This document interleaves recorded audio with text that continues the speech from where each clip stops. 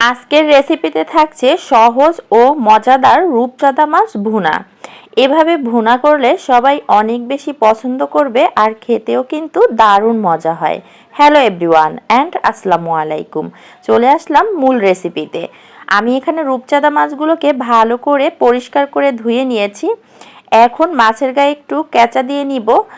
মাছের গা যদি এভাবে একটু কেঁচা দিয়ে নেই তাহলে করে মাছের ভিতরে মশলা ঢুকবে। আমি 2টা দাগ টেনে নিব, এর থেকে বেশি কেঁচা দেওয়ার কোনোই প্রয়োজন নেই। একটা পিঠে 2টা কেঁচা দিব আর অপর পিঠেও 2টা দাগ টেনে নিব। এভাবে করে আমি সবগুলো মাছই কেটে নিয়েছি। এবার হলো মাছের গায়ে হলুদের পালা। লবণ আর হলুদ দিয়ে মাছগুলোকে ভালো করে গায়ে হলুদ দিয়ে নিব। সাদা মাছ দেখতে কি আর ভালো লাগে? একটু গায়ে হলুদ দিলে না খেতে ভালো লাগবে, দেখতেও ভালো লাগবে। যাই হোক বন্ধুরা, দেখেছো কি সুন্দর লাগছে গায়ে হলুদ দেওয়ার পরে। এবার চুলায় ফ্রাই প্যান বসিয়ে দিলাম আর তাতে পরিমাণ মতো তেল দিয়েছি। তেলটা গরম করে এরপরে দিয়ে দিলাম সেই মাছটা। আর মাছের সাইজটা কিন্তু একটু বড় ছিল, তাই আমি 2টা করে মাছ দিয়ে ভেজে নিব।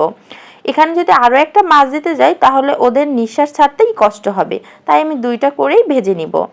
একটা পিঠ যখন একটু ব্রাউন কালার হয়ে আসবে তখন আমি অপর পিঠটা উল্টিয়ে দিব। আর আসলে জানেন বন্ধুরা, আমার রেসিপিতে আমি খুঁটিনাটি সব কিছুই শেয়ার করে থাকি। এতে করে যারা নতুন রাঁধুনি আছেন তাদের কিন্তু অনেক উপকারে আসবে। আশা করছি ভিডিওটাও তোমাদের ভালো লাগবে। আমি মাছ দুটো উঠিয়ে নিয়ে অন্য মাছগুলোকেও ভেজে নিয়েছি।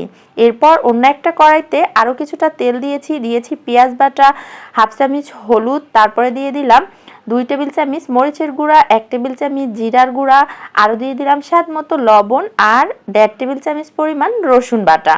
এগুলোকে দিয়ে এবার ভালো করে মশলাটাকে কষিয়ে নিতে হবে। নতুন রাঁধুনিরা তোমরা তো জানো না, মশলাটা যত ভালো করে কষাবে রান্নাটা কিন্তু তত টেস্টি হবে। যাই হোক, মশলাটা কষানোর পরে আমি হাফ কাপ পরিমাণে পানি দিয়েছি। পানিটা যখন বলক চলে এসেছে এর মধ্যে আমি 4টা মাছ দিয়েছি। খুব বেশি মাছ দিব না, কারণ একত্রে যদি আমি সবগুলো মাছ মশলা মিশাতে যাই তাহলে মাছগুলো কাটা বের হয়ে যাবে আর খেতেও কিন্তু ভালো লাগবে না। এভাবে আমি 4টা মাছে মশলা মিশিয়ে নিব, তারপরে অন্য মাছগুলো একইভাবে মশলা মিক্স করে নিব। এখন এটা প্রায় হয়ে গিয়েছে। আমি উপর দিয়ে একটু ভাজা জিরার গুঁড়া দিয়ে দিলাম।